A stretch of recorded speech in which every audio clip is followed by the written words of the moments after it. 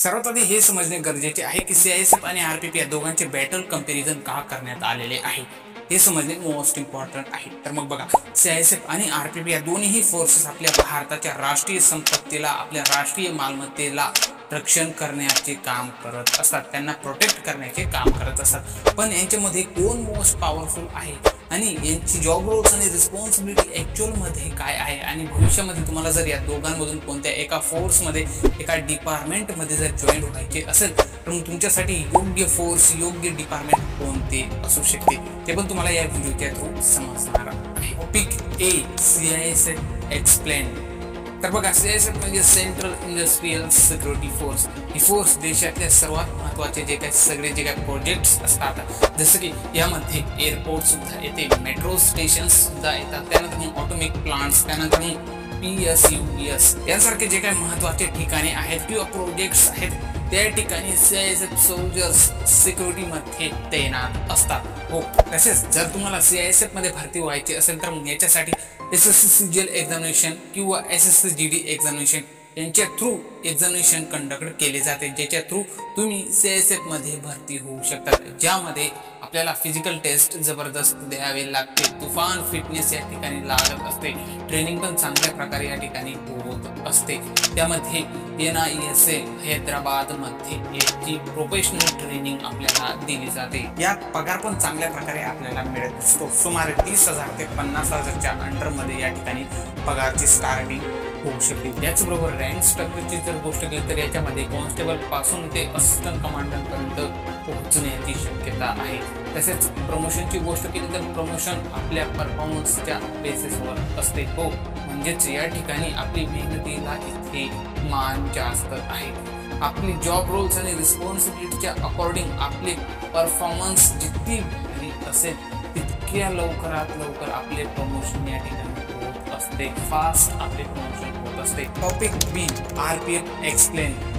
RPF म्हणजे railway protection force. हो, तर बघा, भारताची लाईफलाईन म्हणजे आपली भारतीय रेल्वे आहे आणि या लाईफलाईनचे जे काही रक्षक आहेत ते म्हणजेच आरपीएफ आहे। हो, आरपीएफचे मुख्य कामं म्हणजे रेल्वे प्रवाशांची सुरक्षा करणे, मालाची सुरक्षा करणे आणि रेल्वेचे कायदा आणि सुव्यवस्थाला सांभाळणे इत्यादी प्रकारचे काम आरपीएफचे आहे।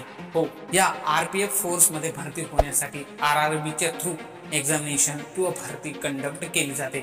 यामध्ये कॉन्स्टेबल आणि SI साठी वेगळे एक्झामिनेशन होत असते। हो, यात फिजिकल फिटनेस तर लागतोच, पण त्याचबरोबर मानसिक बळ सुद्धा लागत असतो। हो, कारण या ठिकाणी ग्राउंड लेवलवर आपली ड्युटी होत असते। त्याचबरोबर याची ट्रेनिंग जर बघायला गेले तर या ठिकाणी लखनौ आणि जगजीवन राम आरपीएफ अकॅडमी मध्ये होत असते। हो, या पगाराची जर गोष्ट केली तर यामध्ये सीआयएसएफ सारखेच आरपीएफला सुद्धा पगार असते, 30,000 ते 50,000च्या अंडर मध्ये यांची पगाराचे स्टार्टिंग पोस्ट असते। त्याचबरोबर प्रमोशनची जर गोष्ट केली तर प्रमोशन आपल्या परफॉर्मन्सच्या अकॉर्डिंग या ठिकाणी होत असते। आपले जॉब रोल्स आणि रिस्पॉन्सिबिलिटीच्या अकॉर्डिंग आपण जर चांगल्या प्रकारे काम केले तर मग तितक्याच लवकर आपले प्रमोशन या ठिकाणी होत असते। हो, हेड टू हेड कंपॅरिझन या पॉइंटच्या थ्रू आता खरं मध्ये या दोन्ही फोर्सेसचे बॅटल कंपॅरिझनची सुरुवात होते। तर मग बघा, यामध्ये जर बॅटल कंपॅरिझन मध्ये यांची पॉवर्सची जर गोष्ट केली तर दोन्ही फोर्सेसकडे आर्मी सारखी पॉवर आहे। हो, पण सीआयएसएफचे काम अधिक सेन्सिटिव्ह लोकेशनवर असते। त्याचबरोबर पोस्टिंगची जर गोष्ट केली तर या ठिकाणी सीआयएसएफला एअरपोर्ट, ऑटोमिक प्लांट आणि आरपीएफला रेल्वे स्टेशन आणि ट्रॅकवर तैनात केले जाते। त्यानंतर ट्रेनिंगची जर गोष्ट केली तर दोघांची ट्रेनिंग जास्त टफ आहे, पण सीआयएसएफची ट्रेनिंग जास्त टॅक्टिकल आणि ऍडव्हान्स असते। हो, त्यानंतर सॅलरी अँड बेनिफिट्सची जर गोष्ट केली तर दोघांना सारखीच सॅलरी आहे, पण सीआयएसएफला स्पेशल अलाउन्सेस थोडे जास्त आहेत। त्यानंतर प्रमोशन अँड करिअर सिक्युरिटीची जर गोष्ट केली तर या ठिकाणी दोघांचे फ्युचर सिक्युअर आहे। हो, पण सीआयएसएफ मध्ये परफॉर्मन्सच्या बेसिसवर ग्रोथ जास्त फास्ट या ठिकाणी होत असते।